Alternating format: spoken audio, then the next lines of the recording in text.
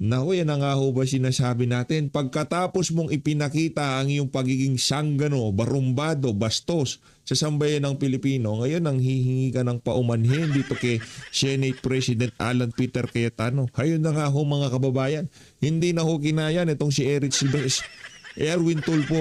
Yung natatanggap niyang pagbatiko sa mundo ng social media, nagpasorry na ho siya dito kay Senator Alan Peter Cayetano. Eto, mamaya ho papasadahan natin yan. At dito rin ho sa video na to, meron hong banat itong si Bitag. Saan ba naman ho kasi kayo nakakita? Ang itinuturong mga sangkot at mga mastermind dito sa issue ng mga maanomalyang flood control project yung mga congressman, senador at yung mga adik sa Malacanang. Tapos yung daw matandang Tulfo, ang sabi niya, ba't hindi na lang gawing state witness yung mga congressman? Siraulo ka ba? Ha? Anak ng tokwa, pasensya na ako sa salita ha. Hanggat maaari kasi tayo dito sa PH Update. Hanggat maaari, humility, kababaang loob, pagpasensya at pag-intindi ang ating mangibabaw. Ayaw na ho natin ng tipong mainit na nga balita, sasahugan pa natin ng init, wala ho talagang mangyayari. Kaya hanggat pwede, ipanalangin ho natin ang ating bansa. Yan ho ang kailangan ng bansang Pilipinas ngayong mga panahon na to. Kailangan ho natin ipanalangin ng ating mga leader, mula sa presidente hanggang sa barangay tanod, ipanalangin ho natin. Kailangan ho yan. No, dito talaga kailangan ho natin ng tulong ng Panginoong may kapal para mailagay sa tamang landas itong bansa. No? Isang like at isang subscribe. Masaya na ho tayo dyan at sa mga gusto sumali sa ating community, yung join button nandiyan lang ho sa baba. Pagkatapos ho natin pinanood yung pagpapasori na yan itong si Erwin Tulfo, sesegue ho tayo dito sa interview nitong si Prof. Malutikia dyan sa DZAR 1026 News. Palakpakan ho natin. Ha? 270,000 subscriber na ho ang DZAR. Palakpakan ho natin. Ito ang sinasabi ko sa inyo. 2028, yang SMNI na yan, siya ho ang mamamayagpag sa mundo ng social media at mainstream media. Partida, wala pa ho silang indefinite suspension ho yung kanilang prangkisa, pero yung presensya nila sa social media talagang napakatindi. Kaya believe ho tayo sa management ng SMNN. Palakpakan natin. Kasi mga makatotohan ng balita, dyan ho natin pinapanood. Unahin na ho muna natin itong panghihingi ng paumanhin nitong si Erwin Tulfo.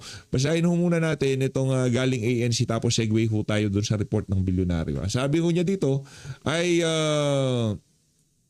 I sincerely apologize to my colleague for my aggressive remarks regarding the arrest, manhandling, yung pang kukwelyuhan mo, di ba? Sabi, kukwelyuhan niya daw tapos ilalabas niya. Dragging of Senator Cayetano and other individual out of the session or plenary hall.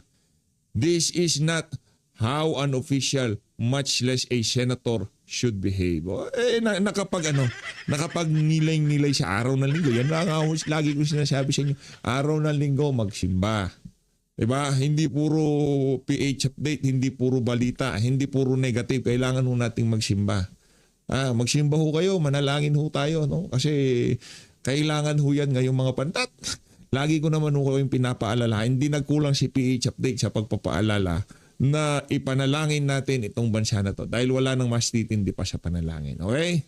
Tuloy-tuloy lang ho natin ang ating pananalangin. Yan ho ang kailangan natin ngayong mga panahon na to. Those words, though inappropriate in public, came from my deep desire to stop delaying the work we owe the people. Nagpasorry. Ano ho yan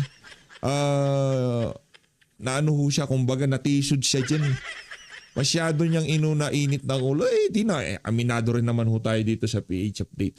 Meron pagka mainit ang ating ulo. Pero dahil sa biyaya ng Panginoon, kahit pa paano, medyo hindi na mainit ang ulo na. Hindi na mainitin ang ating ulo ngayong mga panahon na to. No? Kaya sa tingin ko, kung itong bansa na to, lalapit lamang sa Panginoong Diyos. No? Talagang ilapit natin ang ating bansa. Maayos ho ito. No, una sa lahat, pag nanakaw. Kasi pag nasa Panginoon ka, talagang yung mga evil mind na yung desire na gustong magnakaw, mawawala yan eh. Di ba? Amen ho ba? Naniniwala ho ba kayo doon? Kung sakaling ika nga lumapit sa Panginoong Diyos kung ano man ang kanilang pinaniniwalaan. Kasi ano yan yung pagnanakaw na yan para mong pinapatay ang taong bayan. Ngayon kung walang Diyos ang ating mga lider o kung anumang uri ng pananampalataya ang meron sila, meron ho tayong problema dyan. Baka ang sinasamba nila pera, yun ang problema. Diba? Yun ang problema. However, it was still wrong. Sinasabi ko. Tayo, ikaw, ako, kung medyo mainit ang ulo natin, hindi tayo, yung standard na lagay sa mga balikat natin. Hindi kasi sa taas ng standard sa isang senador. Di ba? Okay lang sana, nagkainitan kayo sa debate. Yung tipong, ganyan talaga sa mga senador. Di ba? Sa ibang bansa, nagkakainitan. Sobrang passionate. Dito kasi walang passion eh. Yung mantakin mo, pagka hindi kayo naghirang kayo ulit, kukwelyohan kita. Di ba? Ilalabas kita sa session. Hindi naman natin pwede sabihin, hindi professional, di ba? Ang masasabi lang natin dito, talagang hindi nararapat yung mga ganong klaseng salita. Mapasenador ka, mapa-ordinaryong Pilipino ka, yung kapwa mo Pilipino, kapwa mo individual, gagawin mo sa kanya yon, sasabihin mo yung mga salita na yun, talagang makakatikim ka ng backlash baka karamihan ng mga bumabanat sa inyo mga taga-suporta nyo rin dati. Hindi mo naman pwedeng sabihin na trolls yung mga nag-unsubscribe sa kapatid mo. Kasi yung kapatid mo mayroong 23 million followers. Di ba? Ilang araw lang ang lumipas, naging 22 million na lang. 1 million, hindi naman pwedeng trolls yung 1 million. Wala kang mababayarang 20 million trolls. Ramdam din nila kasi tinitimpla din nila yung mga galaw sa social media. At siguro, ginamitan na ho nila ng AI yan na kung saan, ang sagot ho siguro sa kanila ng AI, hindi mga bot o hindi mga troll yung mga nagkokomento na yan. Lihitin mo ang kanilang hinanakit doon sa mga tinuran nitong ating Senator Erwin Tulfo. Ito. Next. Ayun, nakapila yan eh. Ito naman ho tayo kay Senator Chis Escudero. Actually, tayo ipapanalangin para natin itong si Senator Chis. No? Ipanalangin ho natin ang bansa natin. Sabay-sabay ho tayo. Araw na linggo, araw-araw. Basta pagka masigwi ho natin, isigwi ho natin sa panalangin itong ating bansa na to. Escudero admits concern over being tagged a traitor. Kung itatag ka na traitor, kung itatag ka na Judas, diba, siguro hindi rin natin masisisi yung mga kababayan natin na binabanatan ka ng ganyan ngayong mga panahon na to. Kasi ano pa bang mas lalala doon sa sasapitin ni Senator Bato de la Rosa kung sakaling mahuli siya? Dahil Netherlands ang bagsak niya. Yung isang kasama mo, hindi pananakot ang ginawa sa kanya.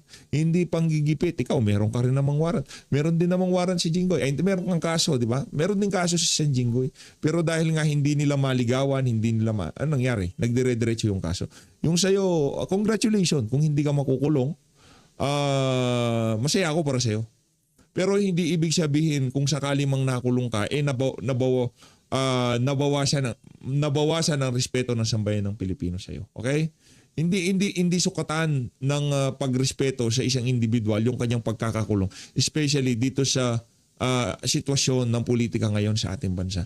Sana kahit katiting sumagi sa kaisipan nitong si Senator Chis Escudero na kung sakaling makulong ako, siguro maiintindihan niya ng sambayan ng Pilipino. Basahin natin ito tapos punta na tayo kay Bitag. Sen Francis Chis Escudero admitted that he was concerned about being branded a traitor after leaving the Cayetano block and joining the group led by Sen Erwin Gatchalian. Hindi si Win Gatchalian na naglilid dyan. Si Tuta Soto. Huwag tayo maglokohan. Kaya sabihin namin, a move that helped break the Senate impasse. Masaya ako, hindi ka nakakulong. Pero ako'y nalulungkot dahil ipinakita mo yung tunay na kulay mo sa sambayan ng Pilipino. Anong ibig sabihin nung ginawa na yon nitong si Cheese Escudero. Anong ibig sabihin ho nun?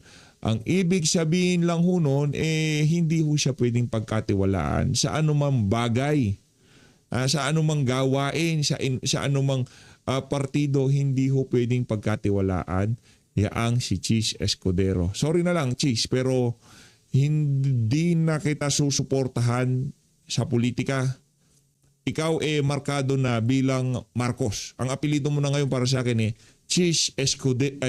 Cheese... Ano bang pangalan nito? Ano bang pangalan nito si Cheese? Teka lang ho Francis Cheese Marcos na apelido mo sa amin. Kasi wala kang paninindigan. Wala kang bayag. Traidor ka. Diba? Kung traidor, ano bang definition ng traidor? Diba? Yung definition ng traidor, yung ginawa mo doon sa mga naging kasama mo sa Cayetano Black. Yun, ganun katinding pagtatraidor ang ginawa mo doon. Okay? Kaya, sorry na lang, sa good luck sa political career mo. Hindi na tayo magsasabi ng kung ano pa mang masasamang salita o kung ano pa man. Lagi, tayo dito sa PH Update. Ipanalangin na lang ho natin kung ano man ang gawin nila, walang hindi maidadaan sa panalangin. Kung ang sagot sa atin ng mga Talyanista sa Imada, puro mura, puro kasiraan, puro propaganda ang isusukli ho natin sa kanila. Bilang matinong Pilipino, ipanalangin na lang. Huwag nyo na sagutin. Mag-react na lang kayo. React. Pwede na yun. Dito tayo. Okay? Senator Erwin Tulfo has apologized to the Cayetano bloc after threatening to have them arrested if they held another unauthorized Senate hearing. Tulfo said sorry for his aggressive remarks about arresting, manhandling, and dragging Senator Alan Peter Cayetano and his allies out of the Senate. He admitted that such words were not fitting for a public official, much less a senator. Tulfo said his remarks were driven by frustration over delays in the Senate's work. He also called on his colleagues to end the division and do their jobs. Recent clashes in the upper chamber have left key legislation stalled as senators remain divided over leadership and committee proceedings. Ano yan? Lahat ng nangyayari na yan sa Senado ngayong mga panahon na to, hetong may kasalanan. Wala naman trabahong nangyari, ginulo lang ho nilang usapan. Yan ang may kasalanan, si Cheese Escudero. Yun lang naman hong katotohanan. Hindi naman ho siya sinasabi ko na magalit tayo kay Cheese Escudero. Bakit meron division ngayon sa Senado? Bakit meron kaguluhan? Bakit nakukonfuse yung mga Senate employees? Anong dahilan? Dahil kay Cheese Escudero. Hindi na dapat mangyari yung mga bagay-bagay na yun. Nangyari dahil nga dito kay Cheese Escudero. Ganun, hindi ko alam kung ano pumasok sa utak nitong si Cheese. Ginuluho niya ang usapan. Nagmamakaawa ka, pumunta sa Malacanang para hindi ka lamang makulong. Anak ng toka. Pasensya na Pero hindi ho natin masikmura yung magmakaawa ka, pupunta ka ng Malacanang. Diba? Yung isang kasama mo sa majority, nakakulong na. Ikaw hindi ka pa nakakulong. Pwede mong gawin yung mga tamang bagay pero hindi mo ginawa. Pambihira. Ito tayo kay Bitag. Sino bang gagawin mo state witness? Tol Ben, yung nangingikil o yung mga congressman na lang daw ang gawing state witness. Aray ko. Are you kidding me? Are you kidding me? Give me a break. Sino ang magiging kapani-paniwala, credible state witness? Congressman o yung mga kontratista na mga sangkot sa anomalyang flood control projects. Kanino po kayo? Diba? May punto si Ben dito Diba? May punto ho talaga itong si Boss Ben Tulfo dito kayong pinaparatangan na mahiya naman kayo tapos kayo mag-i-state witness. Ano naman to? Sino na kinabang dito? Mga kontraktor lang. Yung mga kontraktor, tinakot yung mga congressman, gano'n. Pambihira, Sino bang tanggalin na ho natin. Hindi natatanggalin yan dyan. Dyan lang si Bitag. Baka makabitag tayo dyan. Dito tayo kay Prof. Malo.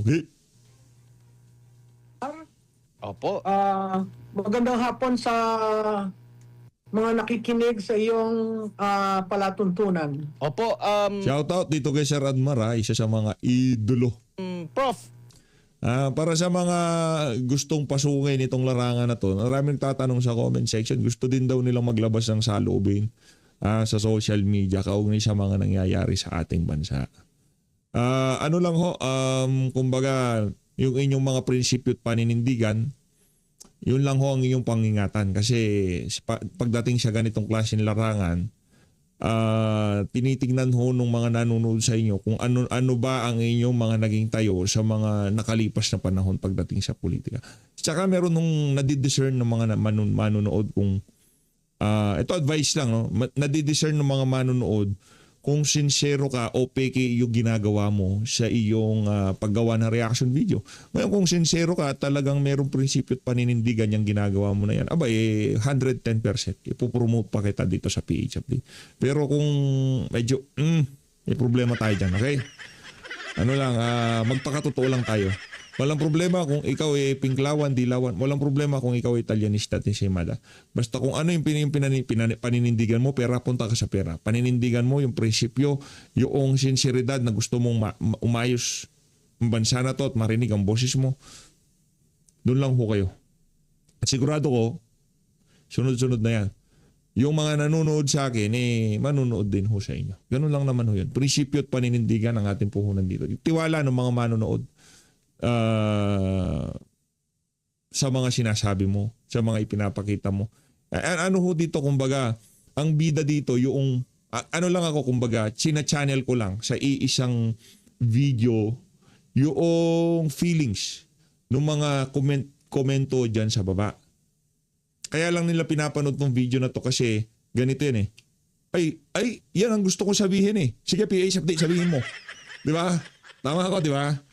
Yang naririnig nyo sa akin na sinasabi ko, yun ang gusto nyo sabihin, hindi nyo masabi kasi wala kayong platform, kaya pinapanood nyo to at sinishare nyo. Tama, mali? Kina-channel lang ho natin. Kumbaga walang boses, dito sila bumuboses. Kaya mainit yung discussion sa comment section. Isang video natin, ilan yung comment. Umabot ng 5,000, 6,000 comment. Ganon kainit ang usapan. Ngayon, trabaho ko dito, i-anuin ko yan, i-gather ko yan sa isang video at aking ilalabas. Diba? Yung saloobin ng ating mga kasama. Yan ang gusto nila dito yung feelings, yung galit, kung ano man yan, mailabas. nabanggit po ng Malacanang na ang sinusuportahan nila ngayon. Di ko alam kung tama ba ito na meron silang paniga na. Considering ang daming mga debate sa usaping legal, ito pong paksyon ni Senador Win Gatchalian at ginamit din ito ni Senador Win Gatchalian na rason during sa kanyang press con after nung kanyang pagkakahalal na aprobado ako sa Malacanang pati sa Kamara, suportado itong paksyon namin. Ano po masasabi niyo po rito, Prof? Medyo ngayon lang ito nangyari na nagkaroon ng pagsusog ng Malacanang sa mga kung sinong nahalal sa posisyon. Usually naman kasi may interbranch courtesy at hindi dapat nanghihimasok ang Malacanang sa pagpili ng kung sinong magiging pinuno ng Senado. Yung Kongreso, pwede yun dahil magkasama sila dun sa branch na tinatawag natin legislative. So, ano ang sense noon? Dahil pinapanigan siya, syempre mas matibay ngayon yung grupo ni Senator Gatchalian kasi naandyan ang Malacanang. Oh. Yung backing ng Malacanang Yung backing ng Malacanang. Yung mga Senate employees, karamihan ng mga naglagay dyan yung mga binabakapan din ng Malacanang. Kaya wala ho talagang kasama itong si SP Cayetano ngayong mga panahon na to. Tayo lang. Sambayan ng Pilipino lang ho talaga. Kaya ang akin dito, tuloy panalangin. Tuloy-tuloy tayo sa panalangin. Ako ay naniniwala dito sa PH Update na walang hindi nakukuha sa panalangin. Panalangin ho tayo. Opo, lagi pa naman nilang sinasabi na walang pakialam daw yung Malacanang, pati nga yung sa impeachment Tapos may mga pahaging si Yusek Claire Castro, 'di ba? Na akala ko ba walang pakialam, pero bakit nagbibigay pa rin ng komento na pwede namang sabihin no comment kasi separate yan sila, yung trabaho ng Senado. So, parang form din na yung mga Oo. ganyan na mga pahayag po, Prof. Oo, Admar, yung pagkilala sa pamumuno ni Senator Gatchalian, lumabas yun a few minutes after na nagkaroon ng paghahalal sa plenaryo, no? Kahit na questionable, kahit na may mga issues sa teknikalidad, nakita kaagad nating pumasok si Yusek Claire at sinasang-ayunan ng Pangulo ang nangyayari sa Senado. Pwede siguro Konektado sa impeachment or sa flood control anomaly Flood investigation? control Sa yan? impeachment or sa flood control anomaly Flood control yan, investigation po? 110%. dahil sa flood control. Pero may isang medyo nakakabahala na linabas nila, yung isang resolusyon na nung nagkaroon ng pagpapalit, immediately may amendment of the rules to designate a presiding officer for the impeachment court. Makikita mo na sa tingin ko, balanse ang importansya ng dalawa. Mahalaga sa palasyo yung flood control dahil yung naratibong hinahanap ng taong bayan kung sino ang mastermind at yun ay papalapit ng papalapit at narinig nga natin yung sinabi ng 18 Marines, no? Importante rin yung impeachment kasi ang punot dulo ng lahat na ito maalis si BP Sara Duterte sa contention ng 2028. So wala namang kinalaman si BP Sara Duterte dun sa flood control. Isipin nyo na lang mga kababayan kung ano mga ginagawa ng mga oligarko ngayong mga panahon na to. Isipin nyo na lang ho. Diba? Matindi ho ito mga kababayan. Mga oligarko ho ang gumagalaw dito para matanggal si VP Sara. Kasi nasa interest nila na hindi malaman na mastermind sa mga maanomalyang flood control. Kung yung mastermind, yun yung mga bata nila sa politika. Isipin nyo ho yun mga kababayan. Di na lang kasi kayo nangingi ng pera sa mga amo nyong oligarko, pati pera ng sambayan ng Pilipino, pinakialaman nyo. Yan tuloy, laki ng problema natin. Alam nyo kung walang flood control ngayon, wala tayong problema sa totoo lang. Gusto nilang i-impeach si BP Sara, gawin nila lahat ng magagawa nila, hindi nila mai-impeach si BP Sara. Sa ayaw sa gusto nila, pupunta tayo doon sa botohan. At tayo naniniwala dito, hindi mai-impeach si BP Sara. Yan maliwanag pa sa sikat ng araw. Pero nakita natin dun sa paggalaw, merong isang resolution na immediately pinasa at yun isa sa tabi yung constitutional requirement na ang presiding officer ay ang Senate President sa impeachment ng Vice President. Opo, napo na rin po yung mga pahayag ng mismong nasa isang paksyon, halimbawa sa mga pahayag ni Senador sa paksyon ni Senador Win Gatchalian, ni Senador Erwin Tulfo ata and Senador Ping Lacson ba yun, na magkaiba yung kanilang interpretasyon. Yung isa Senate pro tempore, yung isa Senate President. Nakikita nyo ba na patunay ito na kahit sila parang hindi talaga sure or talagang ginawa lang nila ito, nagbabakasakali lang nila na tanggapin, Prof? Alam mo, Admar, the fact na hindi sila naghalal ng Senate President, alam nila may problema sila. Kasi nag-call ka ng vacancy of all chairs, no? Vacant. Unang-una ang mali doon, makikita natin doon sa roll call, 24 yung tinawag. Doon sa 24, kung 24 ang tinawag mo sa roll call, ano ba ang majority? Ang majority noon 13, hindi 12. Hindi rin sinabi doon sa roll call na wala doon si Senator De La Rosa o wala doon si Senator Jinggoy Estrada. Minention yung 24. So technically, ang kanilang total na miyembro sa roll call ay 24. So paano nagkaroon ng majority na 12? Yun ang isang problema doon. Pangalawa, makikita mo, papasa-pasa sila dyan, hindi nag-oath ang majority floor leader. So paano mo madidispense lahat ng binibigkas ng majority floor leader? Hindi siya nag-oath. Ang nag-oath lamang si Pro Temp, si Secgen at saka si OSA. Yun lang.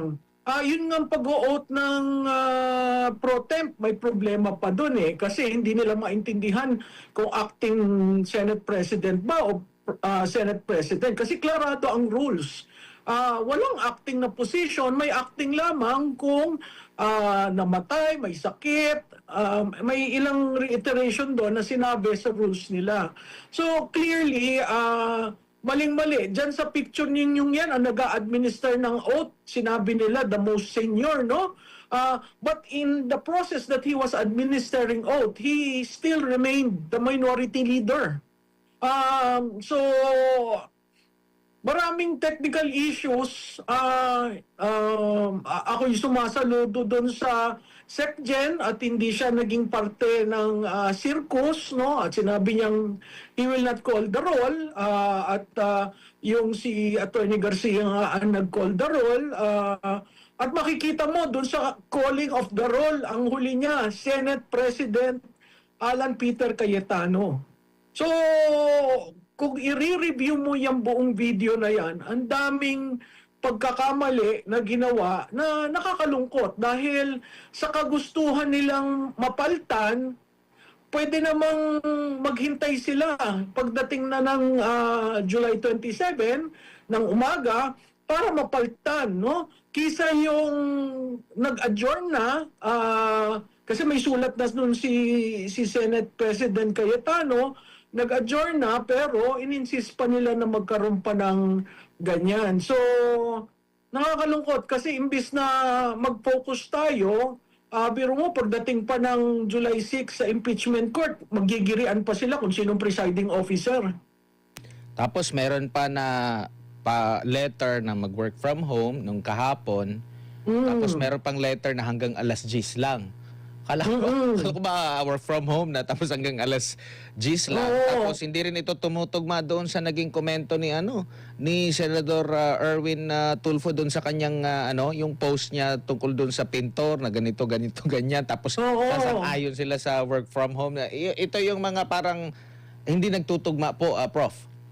Alam mo, ang pinakamaganda sana nilang tingnan para hindi naman naipit ang mga kawani ng Senado, natatandaan niyo yung maze. Ito nung panahon ni yung pagtutunggali ni Senator Neftali Gonzales at Senator Ernie Maceda, may kumuha ng maze, yung linalagay. Kung wala kang maze, walang session. Pero dito, wala siguro nakaisip noon, pero nakakaawa yung mga empleyado ng Senado na willing namang magtrabaho dahil ang sabi nga nitong Gatchalian-led group, kailangan magtrabaho dahil magkano daw milyon-milyon ang nauubos kung hindi sila nagtatrabaho. And yet, nakita mo, nag-work from home, tapos nung nakita nila nakapasok yung grupo ni na Senator Cayetano, bigla na lang sinabi na hanggang alas 10 lamang, no? Nakakalungkot kasi kahit nagkaroon ng hearing, ang sinasabi nila, hindi daw tama yung hearing na yan kasi walang minutes, walang, parang walang nangyari, no? Nakakalungkot ito dahil trilyon na pondo ang nawawala na kontribusyon ng taong bayan. Hindi ba dapat yan talagang head-on na pag-usapan? Dahil hanggat hindi yan na iaayos, ang taong bayan, sa tingin mo kaya mas gugustuhin nating magbayad ng ating mga buwis, no?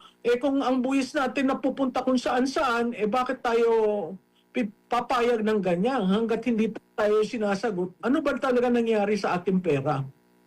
Tsaka yung kanilang ipinasa agad na rules sa impeachment, yung pag-amyenda, patunay ba yun na, Prof, na kinikilala pa rin nila na Senate President itong si Cayetano? Kasi sabi doon na parang pwedeng humalili in case na wala. Well, kasi sa tingin ko, mahihirapan yung grupo ni na Senator Gatchalian maghanap ng presiding officer. Dadalwa lang ang abogado dyan, si Senator Kiko Pangilinan at si Senator Chis Escudero. Hindi ko alam kung tatanggapin si Senator Chis Escudero ng inalsan niya para siya ang maging presiding officer, no? Alam rin naman natin ang kakulangan Traidor daw. Pambira. Na-disappoint tayo, no? Sobrang na-disappoint tayo kay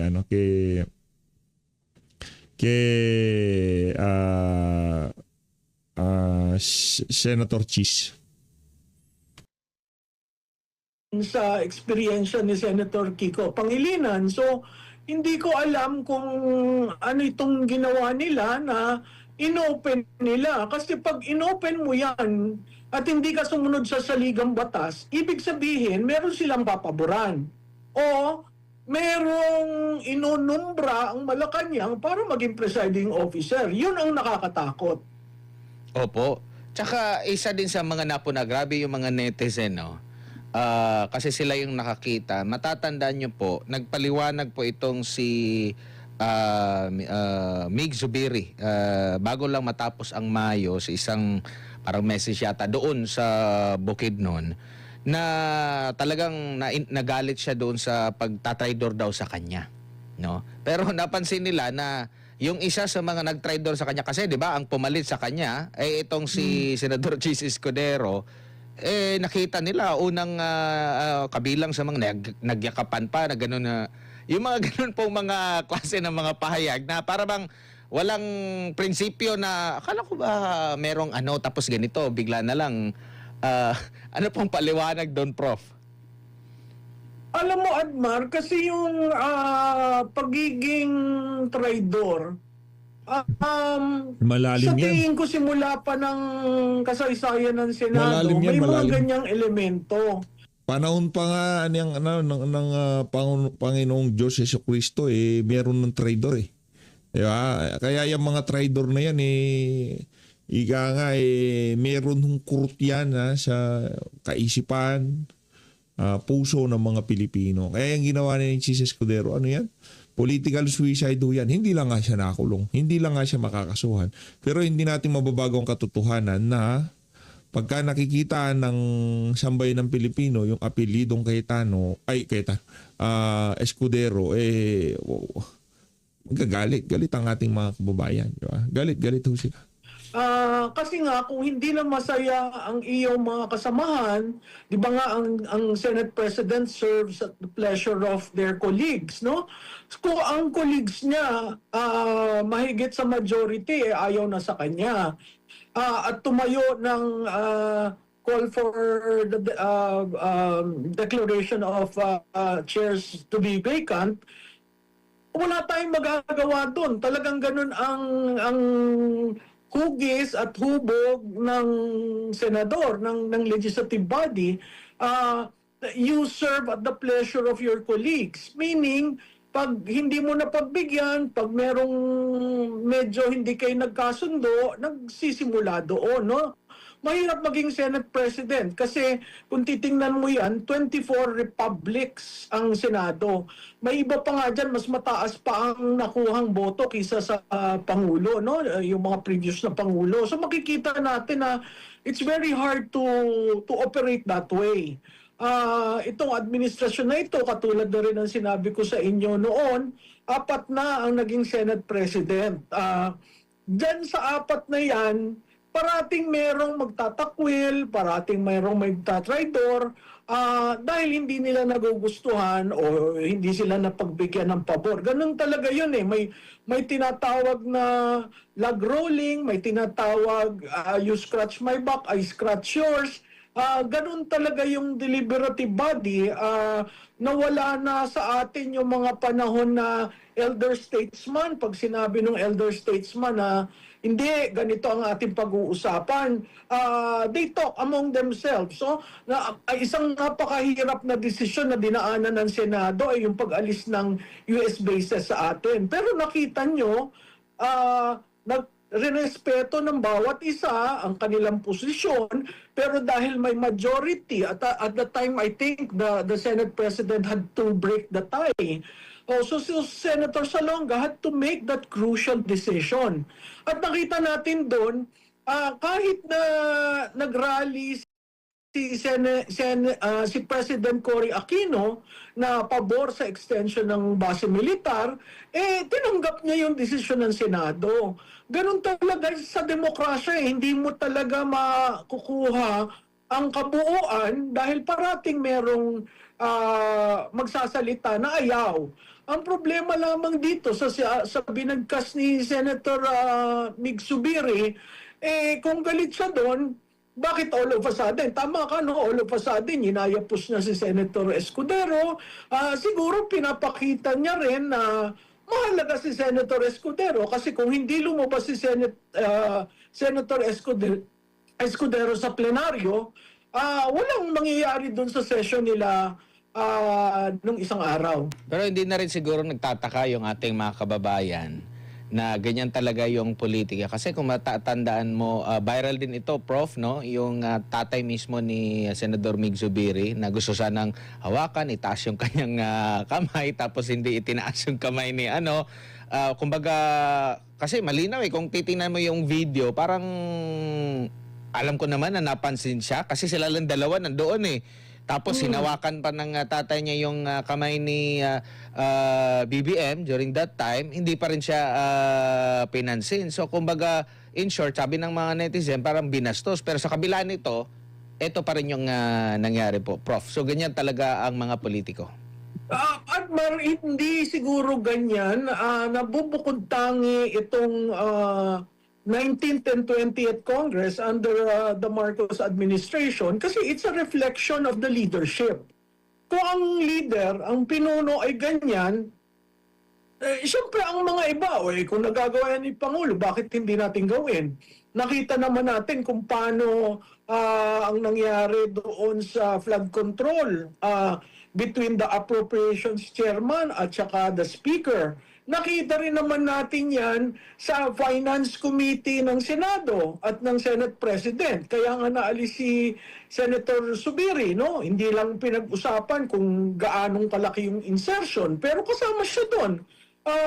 Kaya nga pag tinitingnan natin yung problema ni Speaker Martin Romualdez, hindi pa pwedeng si Speaker Martin Romualdez lang ang sisisihin dahil may counterpart sa Senado. Ganon din yung pagkaalis kay Senator Escudero. Apart from that is yung posisyon na tinindigan niya dito sa impeachment.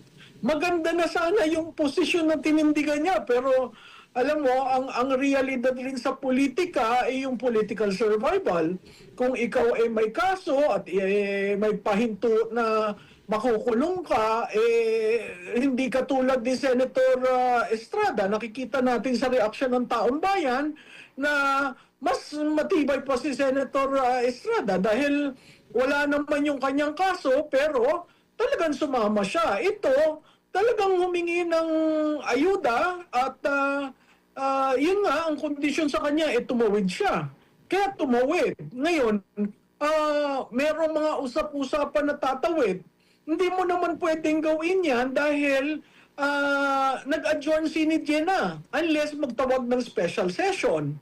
Naririnig natin na merong mga bulong-bulungan na mag-i-special session. Ito ay pambabastos rin sa proseso ng Kongreso kasi ang special session tinatawag lang because of the urgency of certain bills that need to be passed. Kunyari may supplemental budget.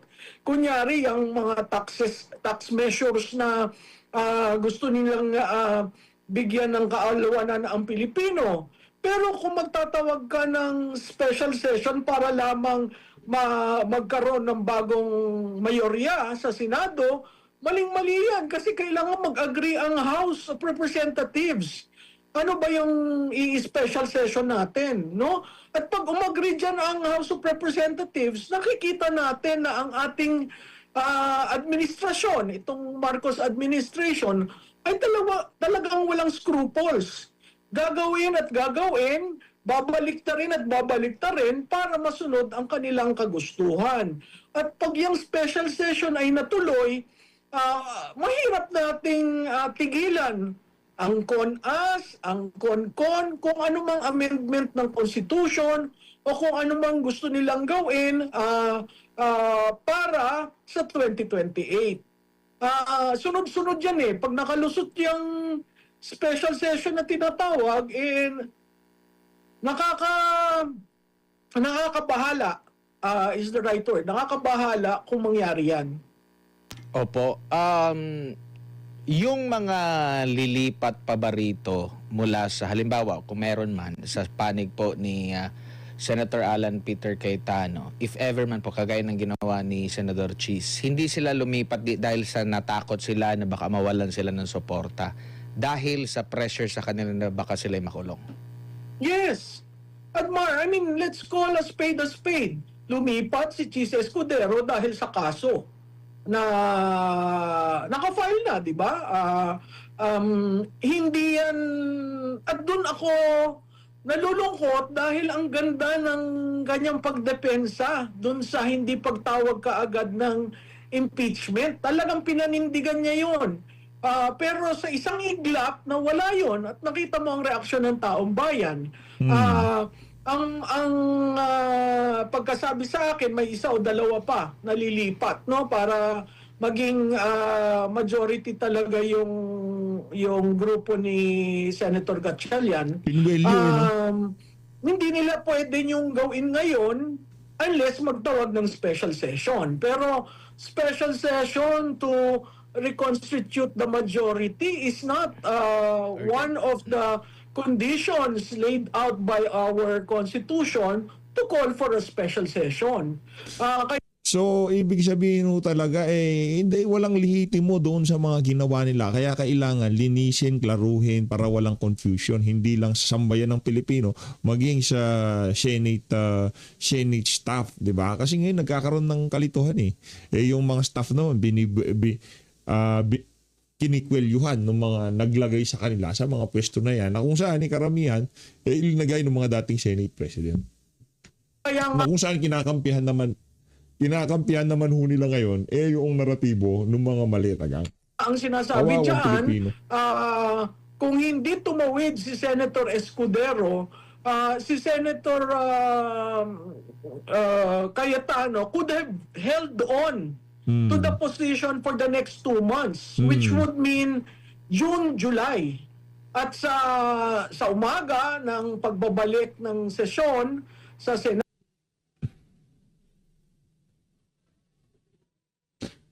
talaga, nakakalungkot lang yung ginawa na yung ginulo ni Cheese Escudero ang usapan. Siya ho talaga ng gulo. Wala nang problema kundi siya dumating. Wala, tapos na usapan. Lahat ng gagawin ng Blue Ribbon, na lahat. Kumbaga, on the record, walang confusion, walang magagawa, wala na siya, kung ayaw lang pumunta, bukas makalawa, maghihiring na naman tayo. Dahil dun sa ganawa na yun ni Cheese. Kaya nga, tayo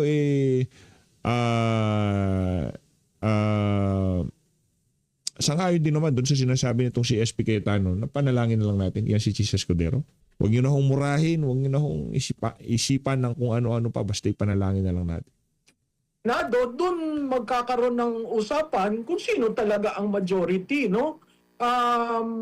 Kaya nakakalungkot ito kasi last minute yung ginawa at talagang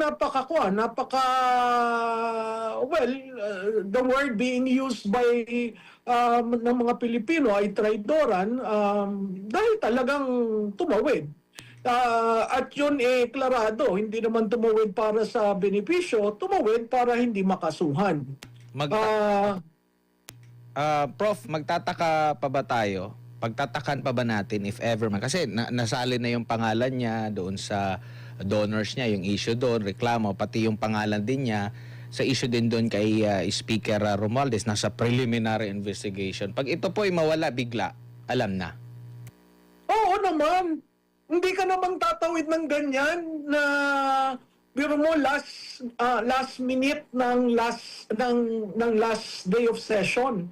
Hindi ka tatawid ng ganyan kung hindi napakalaking pabor ang binigay sa iyo. Kaya sa taong bayan, tingnan po natin kung bigla na lang nawala yung kaso o nag-file ng kaso pero napakalambot at madali kang maalis, alam na po natin yan. Hindi naman kasi basta-bastang nangyayari yan out of the blue. Tsaka- Ganon rin doon sa isang tatawid. May isa pang tatawid eh. Sen Joel. Kaya at yun ay kakasuhan rin o Si Sen kinasuhan Joel. na. Opo. Si Sen Joel ho, Sen Kasi Joel. dito po sa panig po ni Senador Alan Peter Cayetano, karamihan ata sa kanyang paksyon, may raming kinakaharap ng mga reklamo at irereklamo at meron na pong kaso. So ito ay hindi na patungkol sa bahala na walang sumama yung aking imahe dahil sa pagtraidor ko, paglipat ko, para na lang na hindi ako makulong. Yan talaga yung malinaw po dito, Prof. Oo, Admar. Sa tingin ko, hindi sila... Dahil may pinanggalingan na si Senator Revilla at si Senator Estrada, kaya nilang labanan, no? Kung ikukulong kami, nakulong na naman kami, pero kay Senator Jinggoy, dun sa 3 kaso, no, yung 2, acquitted siya doon. Ito na lang isa, no? At ito mahina dahil ang claim niya talaga, wala siyang insertions na ginawa sa 2025 budget, no? Itong iba, ito pa yung datihan dahil nga hindi nagpakatotoo ang administrasyon, hahanapin nila. It took 9 months where a new budget has been passed. So tinitingnan uli sila, no? Yung dun sa sinabi mong sa grupo ni Senator Cayetano, sa grupo ni Senator Cayetano, pilit at pilit itong administrasyon na ito, lalo na ang ombudsman, humanap ng kaso para malesen ang nasa grupo ni Senator Cayetano. Alam mo, ang nakakalungkot, pag inisip mo, ang majority pala ngayon ay 12. Imaginein mo anong effect yan pag nagkaiba sila ng definition nila sa 2/3 of all members. Diba? 2/3 of all members, 16 to convict. Kung ang sabihin nila, 2/3 of all members, yung all members na walang kaso, walang ganyan distinction sa ligang batas. Kaya itong desisyon na ginawa ni Senator Chis Escudero at ang kanilang sinasabi na ang 12 is majority, that opens the gates for the interpretation and reinterpretation of 2/3 of all members. Yan ang nakakatakot. Opo. Dito naman po sa isyong sino ba ang lalapit sa korte? Sa tingin niyo po yung dalawang paksyon na po na ito, Prof. Kasi alam mo, Admar, hindi justiciable yung issue eh. Unless nga gamitin nila yung interpretation sa Avellino, no? Yung Avellino, hindi naman pwedeng gamitin yan ngayon dahil hindi naman continuing ang Senate session. Pag yun ang ginamit, siguro depende sa petition, no? Pero sa tingin ko, sa daming kasong nakabinbin sa Senado, ay sa Supreme Court, hindi ko alam kung magiging prioridad yan. Still, ang tingin ko, it's a political issue that is entirely left to Congress. Now, can we get Senator Cayetano and Senator Gatchalian to sit down? Sila lang dalawa. Huwag na yung may mga amuyong pa. Sila lang dalawa. For the sake of the institution, what do you do? Because definitely the group of Gatchalian still believes that ang Senate President is si Cayetano. No? The fact na wala silang hinalal na Cayetano, na Senate President, si Cayetano pa rin ang Senate President. Paano nila remedyohan yan? Sa tingin ko silang dalawa ang mag-usap. Hindi mo na kailangan yung the likes of Sota and Lacson eh. Or yung dalawang magkapatid na Tulfo, no? Kasi talagang binabalahura ang Senado. Nakita mo naman ang mga salitang ginagamit, no? Palakol, pulpol, Pulpol. I mean, Yaw-yaw. these words were never used in the Senate. Proud na proud ako nung kami pioneer staff ng pagbubukas ng Senado.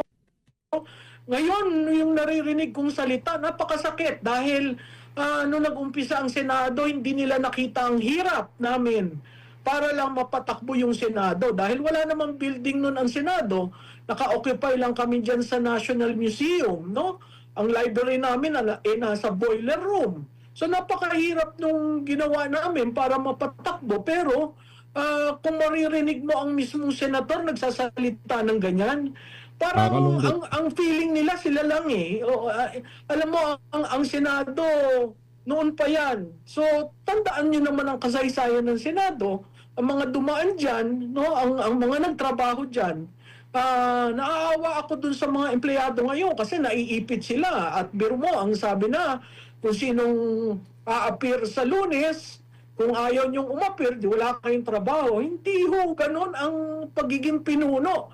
Ang pagiging pinuno, iniisip mo yung mga kasamahan mo, hindi lang yung sarili mo. Tsaka hindi mo rin masisi yung mga empleyado. Hati kayo 12-12 nga kung tutuusin. So kumbaga hindi nila alam kung sino talaga ang susundin talaga, no? Tapos ganyan pa ang maririnig mo. So imbis na ma-uplift mo yung kanilang moral kasi nga doon pa lang sa paghati di na nila alam merong isa, sabi ni Senator Cayetano na dapat i-stream pa rin ito, wag pigilan, ganito ganyan, hati na sila di mo maintindihan yung kung saan sila, tapos gaganunin mo pa na mga kataga na hindi na nakakatulong din sa institution po, Prof. Tsaka Admar, wala nang statesman sa kanila. Wala kang nakitang nagmamatanda o kinakausap. Ali kayo, mag-usap tayo. O, Wala na. Alam mo, nung Anong dahilan? Ba't wala na hong nagmamatanda sa kanila? Yung tipong yung mga nasa Gedli lang pero sila yung utak behind sa mga nangyayari. Wala nang ganun. Basta sa kanila, pagtakpan ng maleta, yun lang talagang goal. Yun nakikita natin Mantakin nyo, pagkahalal na pagkahalal, cancel yung Blue Ribbon. Pambihira naman. panahon namin kasi, naabutan namin yung mga talagang sinauna sa pagdating sa legislative. Parati yun nagro-cross ng aisle. Yung majority pupunta sa minority, kakausapin. Ang parati ko naalala nun, nung ang minority si JPE at saka si Senator Erap Estrada, si Senator JPE, malalim. Pa magsama-sama tayo, malalim ang reasoning niya. Si Senator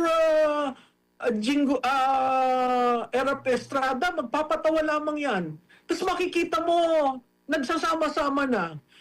Sa tingin ko, wala na yung panahon na ganon. Kaya nakakalungkot dahil wala kang makita. Sino ba yung magre-reach out para umupo at mag-usap? Malalim na kasi sugat Mantakin nyo kay Ping Lacson lang, kay Cayetano. Talagang yung tipong masyado ng personal lang. Masusolbahan yan kung kayo ay mag-uusap. Ngayon, kung ang masyado na kasi naging personal yung nangyari kay Soto at Cayetano, so definitely may iba na naniniwala ako na si Senator Gatchalian Edicente. Yun nga lang, hindi ko nagugulat ako sa mga sinasabi niya the past few days. Decente yung mamang yan at sana maayos nila ni Senator Cayetano kung paano ang Senado magpa-perform. Importante dyan, independent ang Senado. Kasi nakikita natin ang House of Representatives, talagang ang presidente ang nanunumbra dyan sa speaker. Pero sa Senado, talagang those are 24 independent republics. So, mahirap mong pasunurin basta-basta dahil gusto mo. Opo, bilang panghuli na lang po, Prof, mensahe nyo na lang po sa ating mga Ayun na nga mga kababayan, dito na natatapusin ang ating reaction video. Palakpakan natin, DZAR 1026 News. Sa mga pagkakatiwala ang pinagkukunan at pwedeng panoorin ng ating mga kababayan. Bagay niya, Atty. Ito si Prof. Malo yung ating Blue Ribbon dyan. Sana mag-hearing parang isang beses dahil meron pa daw atang hindi nagsalita. At least, yung mga sinabi ng ating 18 Marine kahit paanong ika nga tabunan o siraan, paligtarin, diba, ng mainstream media. Maliwanag, meron hong isang katotohanan na hindi mababago dito. Sila ay mga empleyado ni Saldico. Kung dito to yung sinasabi ng mga yan, di sana sinabi na ni Saldico. Ito yan, sinungaling yung mga yan. Di ba pwedeng sabihin ni Saldico yun? Bakit hindi sinasabi ni Saldico? Bakit hindi nagsasalita si Saldico? Di ba? Kasi sa kanila dumadaan ng pera, pinapadeliver ni Boss Saldi sa kanila. Kaya kung hindi naman totoo, para kung ako si Zaldi, kung di totoo yung sinasabi nila, mas lumalalim pa ako dito sa issue na to. Ito lang sasabihin ko, hindi to sinasabi ng mga marine ko. Gawa-gawa lang nila yan. Hindi yung nagsasalita si Zaldi ko. So Luis, maraming salamat to sa pag-support sa Page Update. Pag-ingat ko kayo lahat. Mahalin natin ng Pilipinas. Bye-bye.